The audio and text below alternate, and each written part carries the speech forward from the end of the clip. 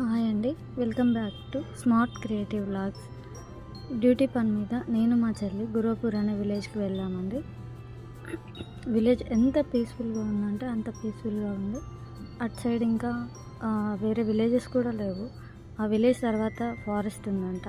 చుట్టూ కొండలు, ఆ ఇల్లులు చూస్తే చాలా ప్రశాంతంగా అనిపించింది. అది వాళ్ళ టెంపుల్ అనుకుంటా. ఒక చిన్న పాకలా ఉంది. అక్కడ చిన్న విగ్రహం లాంటిది కూడా ఉంది. చుట్టూ కొండలతో ఆ విలేజ్ అయితే చాలా బాగుందండి.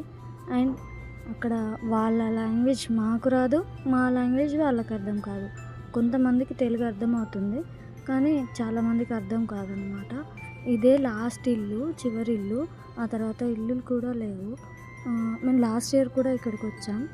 ఇక్కడ మా చెల్లి నేను మాట్లాడుతుంటే చిన్న పాప వచ్చింది. ఆ పాపతో ఏదో మాట్లాడదామని ట్రై చేసింది, కానీ ఆ పాపకి దీని మాటలు అర్థం కాలేదు, దీని మాటలు ఆ పాపకి అర్థం కాలేదు. ఇక అక్కడి నుంచి క్యాంప్ క్లోజ్ చేసుకొని ఇంటికి వెళ్తుంటే ఒక అంకుల్ వచ్చి, మేడం మా ఇంటికి రండి, అక్కడ కూడా ఉన్నారు చాలామంది అని చెప్పేసరికి ఆ అంకుల్తో